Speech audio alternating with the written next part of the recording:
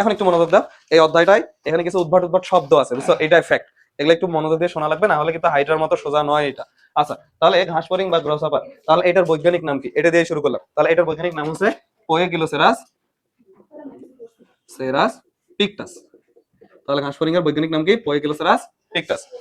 পোয়েকিলোসেরাস পিকটাস, বানান টানানগুলো হয়তো একটু দেখে নিবা তোমরা বই থেকে। তো এটার বৈজ্ঞানিক নাম কি? পোয়েকিলোসেরাস পিকটাস। যারা বই নিয়ে আসছো, বইয়ের হেডিং একেবারে যেখানে হেডিং লেখা আছে, যে হাইড্রা একের উপরের পেজটাতে, ওখানেই দেখ বৈজ্ঞানিক নামটা লেখা আছে, পোয়েকিলোসেরাস পিকটাস। আচ্ছা, এখান থেকে আমি একটা সংখ্যা শেখাবো, যে একটা ঘাস ফড়িং দিনে কত দূর উড়ে বেড়াইতে পারে।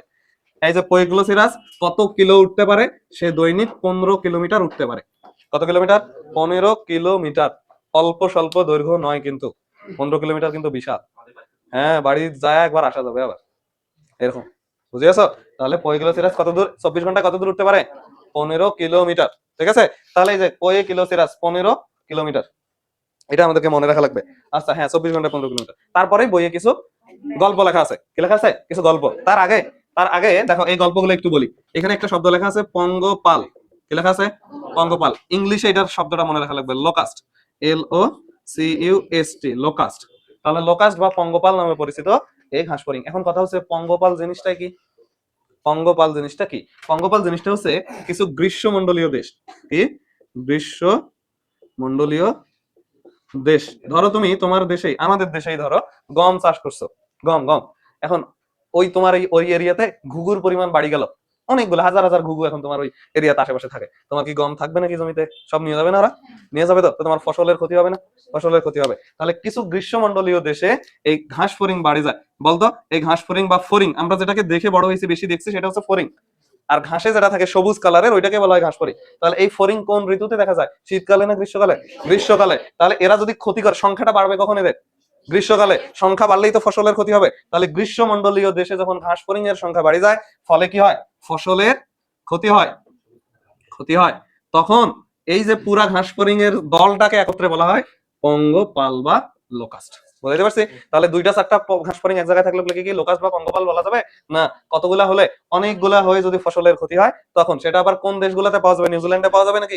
নিউজিল্যান্ডে কিন্তু পাওয়া যাবে না। গ্রীষ্মমণ্ডলীয় দেশ যেগুলো, সেগুলোতে পাওয়া যায়। এই কথাটা ওইখানে শুরুতে আছে, দেখ, লোকাস্ট বা পঙ্গপাল 2 নম্বর লাইনেই আছে, আছে না? এই যে পঙ্গপাল নামে পরিচিত। আর প্রথম লাইনটাই তো বাদ দিয়ে চলে গেছি, যেটা ঠিক হয় না। সেটা হচ্ছে হাইড্রাসেলোনিডারিয়া পর্বের প্রাণী। তাহলে আমাদের এই ঘাস ফড়িং কোন পর্বের প্রাণী? আর্থ্রোপোডা, সন্ধিপদী প্রাণী। তাহলে আর্থ্রোপোডা পর্বের প্রাণী। আচ্ছা, আর্থ্রোপোডা পর্বের। আচ্ছা, আর্থ্রোপোডা পর্বের হইলো। এখন এটার একটা শ্রেণী থাকবে না, ক্লাস? তাহলে এটার ক্লাসটা কি? দেখো, এখানে একটা ইন্টারেস্টিং শব্দ আছে। সেটা হচ্ছে, তোমার কৃষি জমিতে যদি ঘাস ফড়িং এর সংখ্যা বাড়ে, ফসলের ক্ষতি হয়, আমার দেশের কৃষক কি বসে থাকবে? কি করবে? ওষুধ স্প্রে করবে। তা ওষুধ যে স্প্রে করবে, ওই ওষুধগুলোকে কি বলা হয়? কীটনাশক। কীটনাশকের একটা কোম্পানি আছে, ইনসেক্টা। ইনসেপ্টা, কি কোম্পানি আছে? ইনসেপ্টা। এই ইনসেপ্টা শব্দটা আসছে ইনসেক্টা থেকে। কোথা থেকে? ইনসেক্টা। এই যে ঘাস ফড়িং এর পর্বের ক্লাসের নাম হচ্ছে ইনসেক্টা। ইনসেক্টা, বুঝছো? ইনসেপটিসাইড বলে ওইটাকে। ওই ওষুধটার নাম কি? ইনসেপটিসাইড। পতঙ্গ নাশক, বাংলায় বললে কি? পতঙ্গ নাশক। এই দেখ শেষে, হ্যাঁ, কীটনাশক, কীট পতঙ্গ নাশক, পতঙ্গ নাশক। ওই পাত্রের গায়ে লেখা থাকে, দেখিস, প্যাকেটটার গায়ে লেখা থাকে পতঙ্গ নাশক। তাহলে দেখ, যদি নিজে নিজে মরে যায়, তখন তাকে কি বলা হয়? সুইসাইড, তাই তো? আর ওইটাতে কি থাকে, লেখা থাকে ইনসেক্টিসাইড। এই যে সাইড কথাটার মানে হচ্ছে মেরে ফেলা, নাশ করা, বুঝছো? তাহলে তাই একত্রে বলা হয় ইনসেক্টিসাইড। এখন যদি আমি বলি হার্বিসাইড, হার্বিসাইড, আগাছা নিধনকারী। আগাছা, আগাছা, এই জমিতে ইয়া হয় না, আগাছা হয় না, ঘাস, গাছ তো ওগুলো হার্ব না? আমি তোদেরকে পড়াইছি না, হার্ব শব্দটা হার্বাল থেকে আসছে, হার্বাল মানে তৃণলতা। তাহলে হার্বিসাইড মানে কি? লতা পাতা মেরে ফেলে, যারা গাছ মেরে ফেলে, সোজা কথায় কি মেরে ফেলে? গাছ, কিছু সিলেক্টিভ গাছকে মেরে। আচ্ছা, ওটা আমাদের মূল ব্যাপার না। আমাদের যেটা মনে রাখা লাগবে, সেটা হচ্ছে ঘাস ফড়িং এর ক্লাসটার নাম কি? ইনসেক্টা। এটা বাস্তবতায় আছে, ইনসেপ্টা থেকেই, মানে ইনসেপ্টা শব্দটারই উৎপত্তি হয়েছে ইনসেক্টা থেকে, বুঝছো? তাহলে ইনসেক্টা, ওইটা শুরুর লাইনে লেখা আছে, দেখ, যে এটা আর্থ্রোপোডা পর্বের এবং এটার শ্রেণীর নাম কি? ইনসেক্টা শ্রেণীর। তারপরে ওগুলো যে নিচের দিকে লেখা আছে, গ্রীষ্মমণ্ডলের দেশে বাড়লে এগুলা ফসল ক্ষতি করে ফেলে দিতে পারে। তারপরে একটা প্যারা আছে, ওটাতে কোনো পড়া নাই। এখন কথা হচ্ছে, এই ঘাস ফড়িং পৃথিবীতে কত হাজার প্রজাতির পাওয়া যায়? পুরা ওয়ার্ল্ডে ঘাস ফড়িং পাওয়া যায় 20,000 প্রজাতির। 20K প্রজাতি। কত প্রজাতি? 20,000 প্রজাতি। কিন্তু মজার ব্যাপার হচ্ছে, বাংলাদেশে কতগুলো পাওয়া যায়? বাংলাদেশ একটা গরিব দেশ, এটাতে 20টা প্রজাতি পাওয়া যায়। কয়টা? অনলি 20টা প্রজাতি। এখন এই যে 20-20 মিলি গেল না, এখানেই ঝামেলাটা হবে। হ্যাঁ, যদি জিজ্ঞেস করে বাংলাদেশে কতগুলো পাওয়া যায়, ওখানে কিন্তু একটা অপশনে 20,000ও থাকবে। তাহলে বাংলাদেশে কম থাকবে তো। বাংলাদেশে কত? 20 প্রজাতির, আর ওইটা ইয়াতে পুরো বিশ্বতে 20,000 প্রজাতি। এখন বাংলাদেশে যে 20 প্রজাতি পাওয়া যায়, এগুলো সবগুলোর মধ্যে এই 20টার মধ্যে কিছু আছে সবচেয়ে বেশি পাওয়া যায়, আছে না? থাকা উচিত তো। দেখো ওই 20টা প্রজাতির নাম তোদের বইয়ে লেখা আছে, লেখা আছে না? সবার শেষের নামটা দেখতো, ওইগুলোসেরাস পিকটাস, ওই একটা নামই খালি লাগবে আমাদের, ঠিক আছে? ওইগুলোসেরাস পিকটাস গেল, এতদূর পর্যন্ত বুঝছি আমরা। আচ্ছা এখন আসো নিচের দিকে দেখ শ্রেণীবিন্যাস লেখা আছে, কি লেখা আছে? শ্রেণীবিন্যাস, পুরো শ্রেণীবিন্যাসটা লেখা আছে না? এটা কখনোই সৃজনশীলে আসবে না, কিন্তু এমসিকিউ বানানো তো সোজা, তাই এটা আমাদেরকে পড়া লাগবে। দেখো 1 নম্বরে কি লেখা আছে? এটার কিংডম কি বলো তো, এটার কিংডম কি? এটা প্রাণী না, তাহলে এটা এনিমেলিয়া। 5 নম্বর রাজ্য, রাজ্য নম্বর 5 না, এনিমেলিয়া। আচ্ছা এনিমেলিয়া। তারপরে কিছুক্ষণ আগে এটার ফাইলাম শিখলাম, পর্বটা কি ছিল? Arthropoda, arthropoda. তারপরে ক্লাস শিখলাম কিছুক্ষণ আগে, ক্লাস কি ছিল? Insecta, Insecta. আচ্ছা তারপরে কি আছে? অর্ডার, হ্যাঁ সাব ক্লাস লাগবে না, অর্ডার, অর্ডার কি? অর্থোপটেরা, অর্থোপটেরা। আচ্ছা তারপরে ফ্যামিলি, ফ্যামিলি কি আছে? কিছু হোক শেষে দেখ এঙ্কে আছে, ডি এ ই আছে, তাই তো? এঙ্কে আছে, শেষে এঙ্কে আছে, তো এই তো সামনের শব্দ দরকার নেই তো, তো এমসিকিউ কারেক্ট করা লাগবে না। আচ্ছা ওইটা আমি মনে রাখার বুদ্ধি শিখাই দেবো। আর শেষে গুলা কি? জেনাস, স্পেসিস, এই দুইটা তো তোদের জানা, পয়গুলোসেরাস আর পরেরটাতে পয়গুলোসেরাস পিকটাস। শেষ। এখন দেখো তো প্রশ্ন আসলে কি কি প্রশ্ন করতে পারে? প্রশ্ন করবে এটার ফাইলাম কি, ম্যাক্সিমাম সময় এটা জিজ্ঞেস করবে যে এটা কোন ফাইলামের ঘাসফড়িং। তাহলে এটা আর্থ্রোপোডা পড়বে। কেন আর্থ্রোপোডা? কারণ এই ঘাসফড়িং এর পা দেখছি, ফড়িং এর পা খালি হাজার হাজার জয়েন্ট, অনেকগুলো জয়েন্ট না, তো এটা তো সন্ধিপতি, সন্ধিপতির ইংলিশই তো আর্থ্রোপোডা, ঠিক আছে? আচ্ছা ক্লাসটা জিজ্ঞেস করবে, ক্লাসটা তো আমি মনে রাখার বুদ্ধি শেখাইলাম, বা কিভাবে মনে রাখা লাগবে বা কি ক্লাসটা, এটা তো শেখাইলাম। ইনসেক্ট, এগুলা ইনসেক্ট মানে পতঙ্গ, তাহলে ক্লাসটা কি ইনসেক্ট, এটাও আমাদের জানা, এটাও জিজ্ঞেস করবে। তাহলে এই দুইটা গেল, আর এটা তো বোঝোই কিংবা। তো বাকি থাকলো হয় অর্ডার আর ফ্যামিলি, তাই তো? মনে রাখবা অর্ডারটা ও দিয়ে শুরু, শেষ। অর্থোপটেরা, ঠিক আছে? বুঝছো?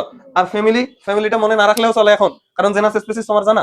আর যদি মনে রাখতে চাও মনে রাখবা, যদি কখনো জিজ্ঞেস করে নিচের কোনটি ফ্যামিলি, সে কার হয় হোক, জিজ্ঞেস করছে নিচের কোনটা ফ্যামিলি, 4টা অপশনের মধ্যে একটার শেষে দেখবি এই আইডিয়া টাইপের শব্দ আছে, যেটাতে আইডিয়া আছে ওইটা ফ্যামিলি, শেষ। আমরা পরিবার পরিকল্পনা করি না, পরিকল্পনা মানে তো আইডিয়া, বুদ্ধি, ঠিক আছে? তাহলে পরিবার পরিকল্পনা, হ্যাঁ ফ্যামিলি আইডিয়া। হ্যাঁ হয়তো আইডিয়ার এক্সাক্ট যে বানানটা ওটা মিলতেছে না, কিন্তু আইডিয়ার মতোই তো কাছাকাছি, বুঝছো? বুঝে আছো?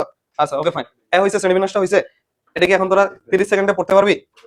হ্যাঁ পারা লাগবে কিন্তু। শ্রেণীতাত্ত্বিক অবস্থান, শ্রেণীবিন্যাস। ও আচ্ছা, এখন এটাকে কেন ইনসেক্টা বলা হলো, কেন পতঙ্গ বলা হলো? হাইড্রা একই জন বলে ঘাসফড়িংকে কেন ইনসেক্টা বা পতঙ্গ বলা হলো? পতঙ্গের সকল বৈশিষ্ট্য তার কাছে আছে। এখন কথা হচ্ছে পতঙ্গের কি কি বৈশিষ্ট্য আছে? পতঙ্গের আর্থ্রোপোডার যা যা বৈশিষ্ট্য আছে সব ক্লিয়ার। বুঝছো? এটা কিন্তু খ নম্বর প্রশ্ন, যে ঘাসফড়িংকে কেন ইনসেক্টা শ্রেণীর বলা হয়, এটা খ নম্বর প্রশ্ন। ওই যে বই পয়েন্ট গুলো আছে না, ওগুলো আমি কিছু মাথায় রাখবো না, আমি খালি মনে রাখবো এখানে যখনই কইছে এটা কেন ইনসেক্টা পড়বে, খালি কবা এটা ইনসেক্টা পড়বে, কারণ নিচে লেখা হলো, লিখে কিসের বৈশিষ্ট্য লিখে দিব, আর্থ্রোপোডা। আমি তোদেরকে আর্থ্রোপোডার বৈশিষ্ট্য শিখেছি, ঠিক আছে না? তাহলে সব লেখা আছে। অ্যান্টেনা থাকবে, পুঞ্জাক্ষী থাকবে, তারপরে হলো কাইটিন নির্মিত দেহাবরণ থাকবে, তারপরে কি থাকবে? মালপিজিয়ান নালিকা থাকবে, মস্তক থাকবে, বক্ষ থাকবে, তারপরে উদর থাকবে, এগুলো সব লেখা আছে, বুঝছো? ওখানকার থেকে আমরা আর্থ্রোপোডার গুলো আরো বেশি লিখতে পারবো, এটা আমরা আরো ডিটেইলসে শিখবো। এগুলা এদের রক্ত সংবহন তন্ত্র কেমন হবে এটা খালি আমাকে বল। আর্থ্রোপোডার রক্ত সংবহন তন্ত্র কেমন হবে? আমি মুক্ত, আর্থ্রোপোডা আর মলাস্কা মুক্ত সংবহন তন্ত্র। তাহলে এদের হিমোসিল টিমোসিল থাকবে, এই তো বুঝে গেছিস, ঠিক আছে? বুঝছো? আচ্ছা দুইটা পেজ হলো, এখন আসো নিচের দিকে। এরা থাকে কোথায়? এই প্রশ্নটাই তো অবাঞ্ছনীয়। ঘাসফড়িং থাকে কোথায়? ও ঘাসের আশেপাশে থাকে, তাই তো? ঘাসের আশেপাশে থাকে, সবুজ ঘাস, এই লতা পাতা গুলোতে থাকে। তারপরে দেখ নিচের দিকে আছে যে খাই কি, তাহলে ওই যে দেখ খাদ্য লেখা আছে, 1 নম্বর লাইনে লেখা আছে কি? ওই যে ওইটাতে, ওই যেখানে বাসস্থান লেখা ছিল না, ওটার নিচে একটা সবার প্যারার নিচের লাইনটাতে দেখ লেখা আছে 15 কিলোমিটার ওড়ে, পাইছো? তারপরে দেখ খাদ্য, এ কি খায়? ঘাসফড়িং কি খাবে? এই ঘাসই খাবে, থাকে ঘাসের আশেপাশে, খায় কি? ঘাসই খায়। তো ঘাস খাওয়াকে শাকাশি বলা হয়, বাংলায় বললে কি? শাকাশি, ইংলিশে বললে হার্বিভোরাস। হার্ব মানে তৃণলতা, হার্ব শব্দের উৎপত্তি হার্বাল থেকে, শেষ হলো। আচ্ছা তারপরে নিচের দিকে দেখ, আসল খেলা তো তারপর শুরু। তারপর হচ্ছে এটার বাহ্যিক অঙ্গ সংস্থান, কি লেখা আছে? বাহ্যিক অঙ্গ সংস্থান। এই খাবারের ওইখানে আর কিছু লাগবে না, হ্যাঁ খালি ওইটা প্রথম লাইনটাই লাগবে। না এই চিত্র তো আমার আঁকা ঠেকা পড়ছে না। আচ্ছা এখন সব বাহ্যিক অঙ্গ সংস্থান। তোরা ছোটবেলায় সবাই ফড়িং ধরছিলি না? ফড়িং ধরে কত কাহিনী করছি আমরা আপনাকে, তাই না? লেজ খুলে দিতাম, মানে ধরতে গিয়ে লেজটা ধরছি, ওই লেজ রাখি পালা গেছে, এমন হইতো। আবার ধরতে পারছি না, ধরে পাখাগুলো অর্ধেক করে কাটি দিতাম, আর উঠতে পারবে না। হ্যাঁ অনেক কষ্ট দিতাম। হ্যাঁ ওগুলা মেলা কাহিনী আছে, আমরা এগুলো শিখবো ধীরে ধীরে। এখন আসো এই ফড়িং যেহেতু আমরা ধরছিলাম, বল ফড়িং এর কি কি অংশ থাকে? তুমি যখন ধরো তখন ওর একটা মাথা থাকে না, একটা মাথা থাকে। তাহলে ফড়িং এর বাহ্যিক অঙ্গ সংস্থান যদি দেখি, প্রথমে কি থাকে? মস্তক বা মাথা, হেড, ইংলিশে কি বলা হয়? হেড থাকে। আচ্ছা তারপরে কি থাকে? যে জায়গাটাতে পা গুলা থাকে ওইটা তুমি ধরো না, পায়ের সাথে যে অংশটা থাকে উপরের দিকে পাখাগুলো আছে না, তার উপরে তার মাঝে যে দেহের অংশটা পড়ে গেল, এই আমাদের সাথে মিলা। আমাদের যদি আমরা যদি ঘাস ফড়িং হইতাম বা ফড়িং হইতাম, তো এটা মাথা হইতো, তারপরে এই জায়গাগুলোতে এই পাগুলো থাকতো না, তারপর এটাকেই তো ধরতাম, তো এটা বক্ষ না আমাদের, বক্ষ কিনা? তাহলে ওদের মাথার পরের অংশটার নাম কি? বক্ষ। ইংলিশে বক্ষকে বলা হয় থোরাক্স। এটা পরীক্ষায় আসবে, ইংলিশ শব্দটা ইউজ করবে। একে ইংলিশ বাংলায় মনে থাকে না, ওরা আবার ইংলিশ শব্দ দেয়, বুঝছো? কিছু করে নাই, আমাদেরকে একটু কষ্ট দেয়, পেন দেয়। আচ্ছা, তাহলে থোরাক্স। তারপরে আমাদের শরীরে কি আছে বলতো? এই পেট আছে, পেটকে আমরা কি বলি? উদর। কি বলি? উদর। তারপরে যে ওই উদর কোনটা এখন আবার ঘাট ফড়িং এ যে জায়গাটাতে তুমি যেরকম ধরতা না, যে জায়গাটা ধরতা, এটাই কিন্তু উদর। কি ওইটা? উদর। ওইটারই নাম উদর। ওই লেজ বলে কোনো পার্ট নাই ওদের শরীরে, বুঝছো? হ্যাঁ, ওইটাকে কি বলা হয়? উদর। এখন কথা হচ্ছে আমাদের সাথে যে আপনি মিলাচ্ছেন, এখন কথা হচ্ছে আমাদের সাথে যে আপনি মিলাচ্ছেন, মাথাটা মিললো বুঝলাম, তারপরে বক্ষটা মিললো এটাও বুঝলাম, উদরটা মিলাইলেন তারপরে বক্ষের পরে, তো ঠ্যাঙ্গুলা, ওর ঠ্যাঙ্গুলা তো বক্ষের সাথে আছে। ক্লিয়ার? এই বুঝছো?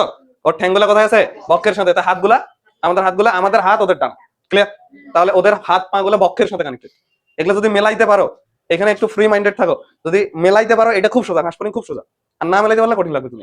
আচ্ছা, তাহলে তারপরের অংশ কি? উদর। তাহলে উদরের ইংলিশ হচ্ছে অ্যাবডোমেন। কি নাম? অ্যাবডোমেন। ঠিক আছে? তাই হয়তো ছেলেদের এই যে মেন আছে না, তাই হয়তো মেন আছে দেখে অ্যাবডোমেন, তাই হয়তো ওই যে ওই দিকের কাহিনী, বুঝছো? হ্যাঁ, আচ্ছা, ওকে, ফাইন। তাহলে এই তিনটা অংশ আছে। কয়টা অংশ আছে? তিনটা। এখন তুমি দেখো অলরেডি কিছু শব্দ জানি গেছো। এই বক্ষে আর কি কি থাকবে? এই বক্ষে কি কি থাকবে? এইদিকে লিখতেছি, দেখ অলরেডি তুই বুঝে ফেলাইছিস। পা থাকবে, ডানা থাকবে। কি থাকবে? ডানা থাকবে। এখন তোমরা আমাকে বল, এলে এমসিকিউ থাকবে, এই পা কয়টা থাকে ওদের? তোমরা ফরিং ধরছিলা, এই বই দেখে অ্যান্সার করিস না, ফরিং ধরছিলা, একটু ইমাজিন করার চেষ্টা করো তো, কয়টা ছিল পা? এই পাশে তিনটা থাকে, ওই পাশে তিনটা থাকে, তো কয়টা থাকে? ছয়টা। এই এখন কিন্তু মনে থাকবে। আর যদি মনে না পড়ে, বাড়ি যায় একটা ফরিং ধরে দেখো কয়টা আছে, তারপর সারা জীবনের জন্য ইনফরমেশন মাথায় আছে। তাহলে 3 জোড়া থাকে। কয় জোড়া থাকে? 3 জোড়া। কারো যদি বেশি থাকে বা কম থাকে যদি ধরে দেখো, তাহলে ওটা প্রতিবন্ধী। ঠিক আছে? তাহলে কয় জোড়া পা থাকে ওর? 3 জোড়া। ডানা থাকে কয়টা? 2টা থাকে ডানা। 2 জোড়া বা 4টা। তাহলে ডানা কয় জোড়া? 2 জোড়া। এখন তোর পরীক্ষায় কি কি জিজ্ঞেস করবে জানিস? পরীক্ষায় জিজ্ঞেস করবে যে ঘাস ফড়িং এর, এটা কি বানানো হয়েছে? এই হয়েছে তো, এইটাতে ঝামেলা হয়েছে। পরীক্ষায় জিজ্ঞেস করবে ঘাস ফড়িং এর ডানাগুলা কোন অংশের সাথে থাকে, তখন আর এগুলো থাকবে না, ইংলিশ গুলো থাকবে, থোরাক্স, অ্যাবডোমেন আর হেড। তো কোথায় থাকে? থোরাক্সে থাকে। কোথায় থাকে? থোরাক্সে থাকে। আর পা কয় জোড়া থাকে? এগুলো প্রশ্ন করবে। 3 জোড়া থাকে। পাটার মধ্যে অনেক জয়েন্ট পয়েন্ট আছে। আচ্ছা, গেল। এখন এই মস্তকের মধ্যে কি কি থাকে? মাথায় কি কি থাকে? দেখ, আমাদের শরীরের সাথে মেলাচ্ছিলাম, আমাদের মাথায় যা যা আছে অর্ধেকও থাকবে। আমাদের মাথায় সবার আগে কি? হেয়ার আছে, চুল আছে না? আমাদের চুলগুলো না ছোট, মেয়েদের তো বড় বড়, মেয়েদের বড় হয় না, এবং ছোট বাচ্চাদের তখন যে কি জানো ঝুটি করে দেয়, 2টা হইতে পারে না? তাহলে ওদের মাথায় এরকম ঝুটির মতো থাকে, ওগুলোকে কি বলি আমরা? তেলাপোকার সাথে মিলা। তেলাপোকাটা সুন্দর বোঝা যায়। কয়টা থাকে? 2টা। তাহলে ওই 2টার নাম কি? অ্যান্টেনা। কয়টা থাকে এটা ইম্পর্টেন্ট। কয় জোড়া? 1 জোড়া। কেউ একজন বলো, তেলাপোকা দেখছি ওটাতে 4টা 5টা ছিল, 2টাই থাকে অলওয়েজ। কয়টা? 2টা। তারপরে আমাদের শরীরের সাথে মিলা, আমাদের চোখ আছে, ওদেরও চোখ থাকবে। এখন কথা হচ্ছে ওদের চোখগুলা কেমন?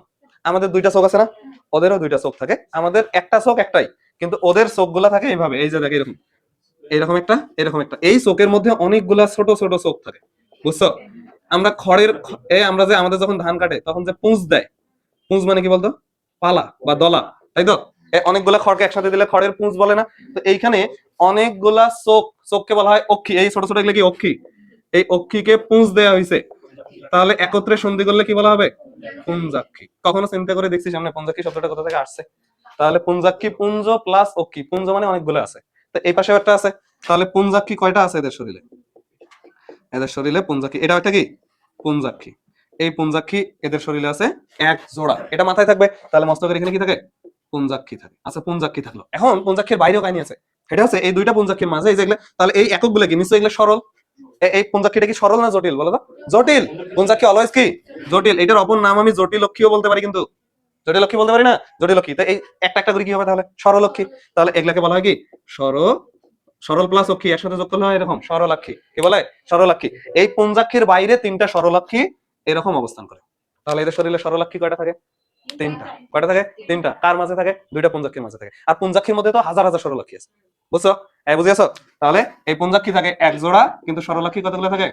সরলাক্ষী এইদিকে লিখতেছি, সরলাক্ষী, সরলাক্ষী থাকে 3টা। তোরা জাস্ট খালি আমি যতটুকু পড়াই, আল্লাহর রাস্তায় এতটুকু পড়া খালি একটু বুঝে পড়িস যায় বাড়ি। এই যে যেভাবে গল্প করে বলতেছি, পড়ার সময় একটু রিমাইন্ড করার চেষ্টা করিস, এই সময়টাতে এগুলা কথা বলছিল, তাহলেই আনাফ। পৃথিবীর যে কোনো পরীক্ষায় তোকে বসে দিলে সম্ভব, প্রশ্নটা দেখলেই মনে পড়বে। এই ক্যাপাসিটিটা মেয়েদের একটু কম, অ্যানালিটিক্যাল ক্যাপাসিটিটা, এটা ছেলেদের একটু বেশি।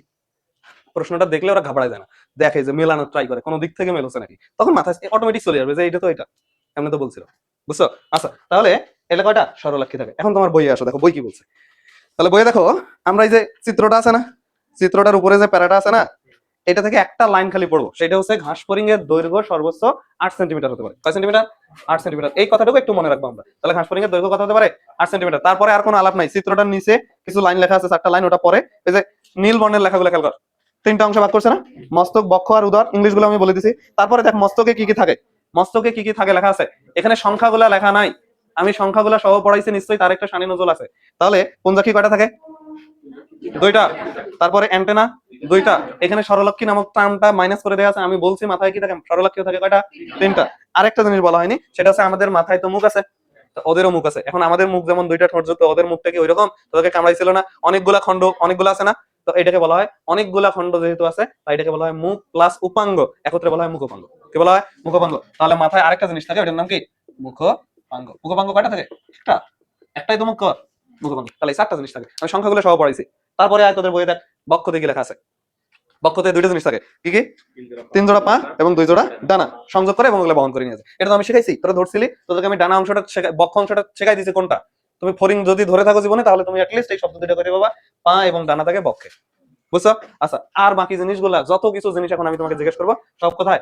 উদরে। কিন্তু এখানে একটু ঝামেলা আছে, সেটা হচ্ছে ঘাসফড়িং শ্বাস প্রশ্বাস চালায় কি দ্বারা? শ্বাস প্রশ্বাস চালায় কি দ্বারা? এই যে নাকটা বাদ গেছে কিন্তু মাথায়, খেয়াল করছো? নাকটা বাদ গেছে, তো ও শ্বাস প্রশ্বাস চালায় কি দ্বারা? শ্রবণ অঙ্গটা বাদ গেছে, কান বাদ গেছে না, নাক আর কান বাদ গেছে। তাহলে সে এগুলা কোথায় থাকবে? তাহলে এখানে। তাহলে এখানেই লিখলাম না, তাহলে এখানে ওদের শ্বসনের জন্য কি থাকে? শ্বাস রন্ধ্র। কি থাকে? শ্বাস রন্ধ্র। আর কি? শ্রবণ, শ্রবণ থলি থাকে ওদের, কান থাকে না, শ্রবণ থলি থাকে। তাহলে শ্বাস রন্ধ্র থাকবে। তাহলে এখন কথা হচ্ছে ওদের, আমাদের রন্ধ্র কয়টা? 2টা। ওদের থাকে 10 জোড়া শ্বাসরন্ধ্র। কয় জোড়া? 10 জোড়া। তাহলে 10 জোড়া শ্বাসরন্ধ্র থাকে। 10 শ্বাসরন্ধ্র কতগুলা? 10 জোড়া। 10 জোড়া মানে কতগুলা? 20টা। এই 10 জোড়ার মধ্যে, এই 10 জোড়ার মধ্যে 8 জোড়া শ্বাসরন্ধ্রের অবস্থান এই উদরে। তাহলে 8 জোড়া কোথায়? উদরে। তো বাকি 2 জোড়া, এটা খুব আসে তোদের বোর্ড পরীক্ষায়, যে শ্বাসরন্ধ্রের প্রথম 2 জোড়া কোথায় থাকে।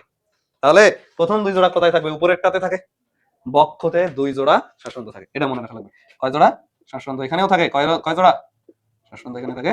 2 জোড়া। বুঝছো? এই বুঝাইতে পারছি? তাহলে যদি তোমাকে প্রশ্নে জিজ্ঞেস করে শ্বাসরন্ধ্র কোথায় থাকে, তো তুমি কি দেখাবা? উদর দেখাবো। যদি জিজ্ঞেস করে যে প্রথম 2 জোড়া কোথায় থাকে, বক্ষে থাকে, কারণ ওখান থেকেই এই বক্ষর পরেই তো উদরের দিকে যাবে ধীরে ধীরে, তাহলে উদরের দিকে ধীরে ধীরে যাবে। তাহলে প্রথম থেকে শুরু হবে, প্রথম 2 জোড়া থাকে কোথায়? বক্ষে। এটা তোদের ওইখানে দেখতে লেখা আছে, কিন্তু আমি লিখে দিলাম। তোমার কাজ হচ্ছে, তুমি যখন পড়বা এই কথা, এই কথাটুকু ওখানে ওই ওই জায়গাতে ইনসার্ট করবা। বুঝছো? কারণ তুমি তো যত এগুলো শিট নোট ফোট করো, বইটাই আসল, তুমি বারবার ওই বইটাই পড়বা। তাহলে ওই বক্সটার ওখানে এগুলো যা এক্সট্রা কথা আমি লিখে দিছি, সবগুলো ওখানে ইনসার্ট করতে হবে ওই জায়গাটার মধ্যে। বুঝছো?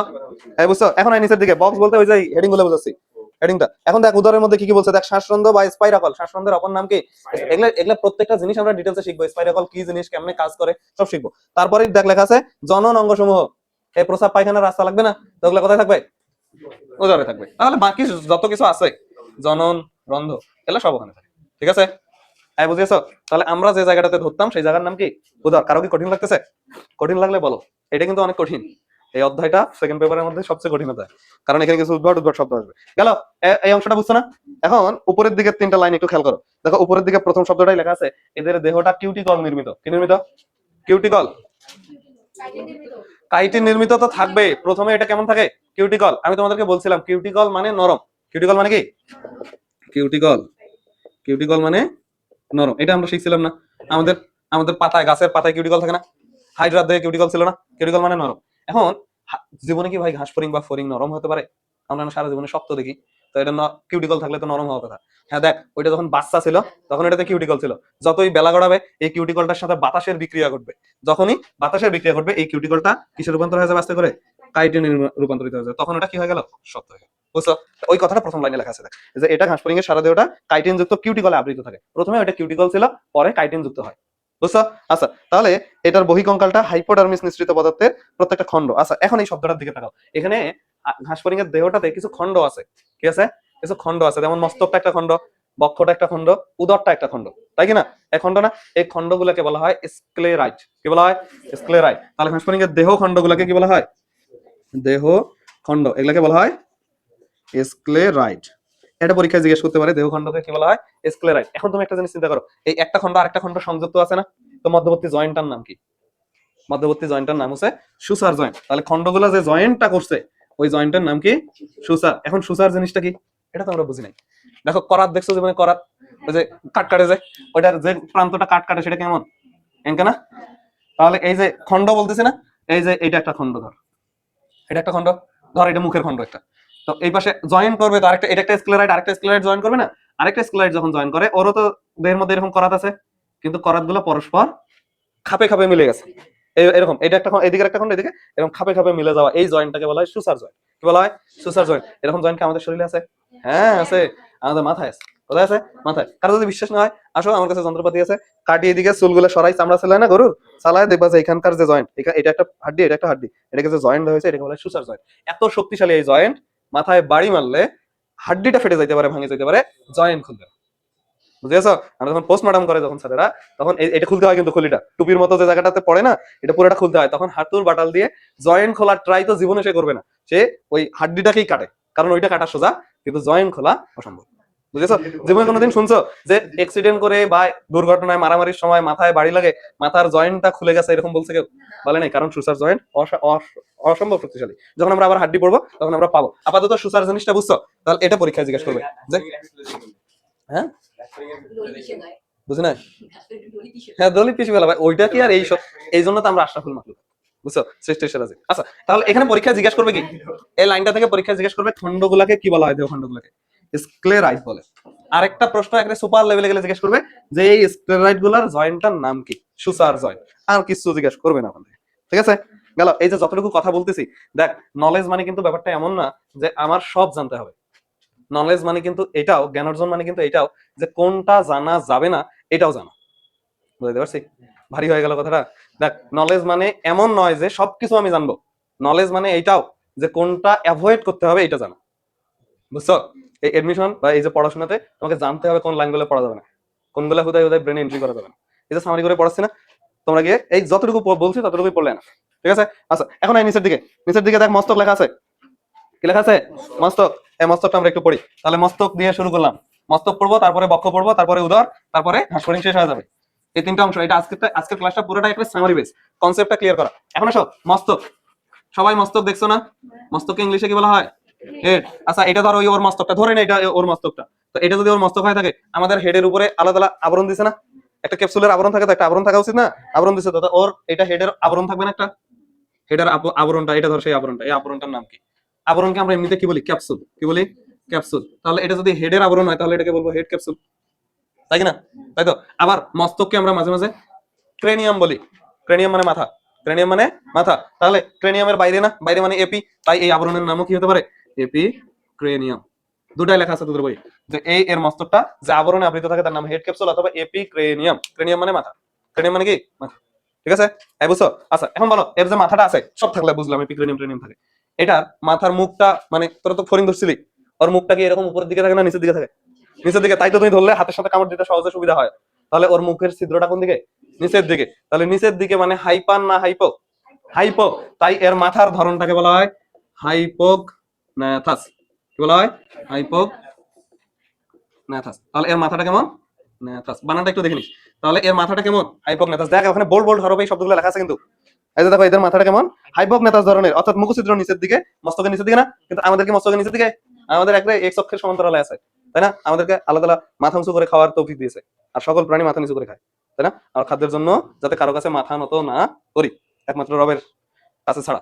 আর আমরা এই মাথা নিয়ে যা নেতার কি জুতা চাটি, তাই তো, তাই না? তেল মারে না? হ্যাঁ কতজন দেখতেছিস না এই যে সমাবেশ গুলো হচ্ছে, যা মানে উনি চাচ্ছে না যে আমার পা ধরুক, কিন্তু ওই পা ধরে চাচ্ছে, সে একটা শিরক করে ফেললো, তাই কিনা? মাথা নিচু করা যাবে না, মরে গেলেও না, তাই না? আচ্ছা তাহলে এটা হাইপোগনাথাস ধরনের। আচ্ছা আরেকটা জিনিস এখান থেকে ইম্পর্টেন্ট কথা বাদ গেছে, সেটা হচ্ছে এদের মাথায় খন্ড থাকে 6টা। কয়টা থাকে? 6টা। তাহলে মস্তকের খন্ড টোটাল কয়টা? খন্ড 6টা। এবং এগুলা দেখতে, এই খন্ডগুলা দেখতে কেমন? নাশপাতি আকৃতির। নাশপাতি। এখন কথা হচ্ছে নাশপাতি জিনিসটা কি? এটা একটা ফল। কেমন দেখতে? তোরা ওই যে লাউ দেখছিস না, ঝিঙ্গায় যেটা ধরে, কদু না কিন্তু লাউ, এই যে এরকম হয় না, এই যে এরকম।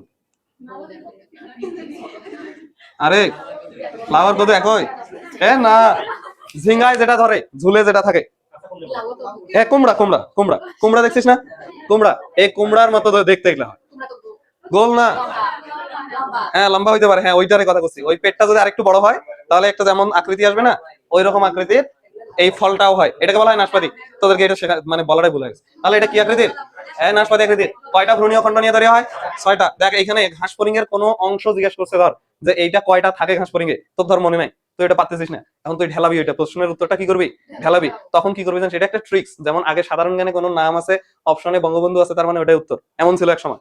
এখন এই যে ঘাস ফড়িং এর যখন সংখ্যা জিজ্ঞাসা করছে, তুমি পারতেছো না, তুমি ঢেলাবা, ঢেলাবা ধরো এই নিয়ত করছো, তখন তুমি দেখবা অপশনের মধ্যে 6 অথবা 12 আছে নাকি। কারণ ঘাস ফড়িং এর ম্যাক্সিমাম ইনফরমেশন 6 আর 12। যদি ঢেলাইতে চাও একান্তই 6 থাকলে 6 দেখাবা, 12 থাকলে 12 ঢেলাবা। বুঝছো? তাহলে এর কয়টা খন্ড থাকে? 6টা ভ্রূণীয় খন্ড থাকে। এখন খন্ডগুলোর নাম কি? খন্ডগুলার নাম কি? দেখ খন্ডগুলার কিছু উদ্ভট উদ্ভট নাম আছে। 1 নম্বর নাম হচ্ছে ফ্রন্স। দেখ কত সুন্দর সুন্দর নাম, ফ্রন্স। এই শব্দগুলো দেখলে অনেক কিছু মাথায় আসা কথা। আচ্ছা, তারপরে নাম কি?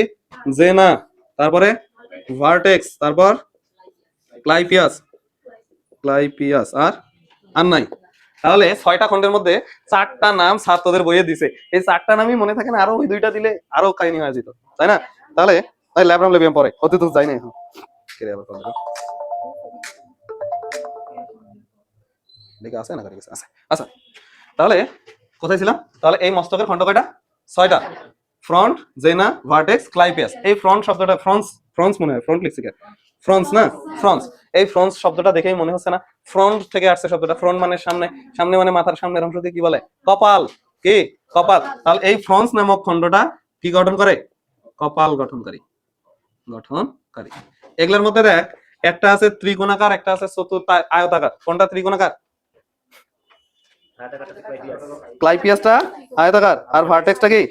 ভার্টেক্সটা ত্রিকোণাকার। তাহলে এই ভার্টেক্সটা ত্রিকোণাকার, এই শব্দটা মনে রাখা লাগবে, ত্রিকোণাকার। আর ক্লাইপিয়াসটা কি? এটা আয়তাকার। আর জেনা সম্পর্কে ইনফরমেশন কি? দেখ একটা শব্দ লেখা আছে জেনা, দুই পাশে অবস্থান করে। তাহলে জেনা দুই পাশে অবস্থান করে। জেনা কয়টা থাকে তাহলে? দুই পাশে অবস্থান। তাহলে জেনা থাকে কয়টা? 2টা সংখ্যায়। তাহলে এখান থেকে আমার কি কি পড়া লাগবে? আমার পড়া লাগবে খন্ড কয়টা? 6টা।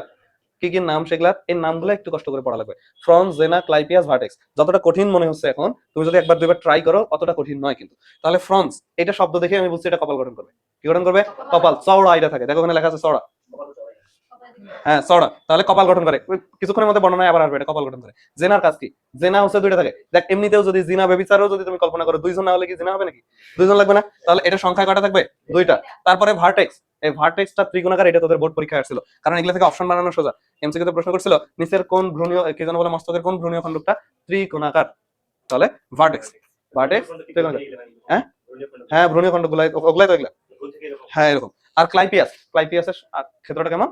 আয়তাকার। এটা সবচেয়ে বড়। দেখ আয়তক্ষেত্র মানে 4 বাহু না, তাই এটা। আর এটা এই যে ত্রিকোণাকার 3টা শব্দ আছে, দেখ দেখ একটু কৌশলে মনে রাখা যায়। অপশনগুলো দেখলে মিলাতে পারবি। যখনই কবে ত্রিকোণাকার, এই 4টাই তো অপশনে থাকবে।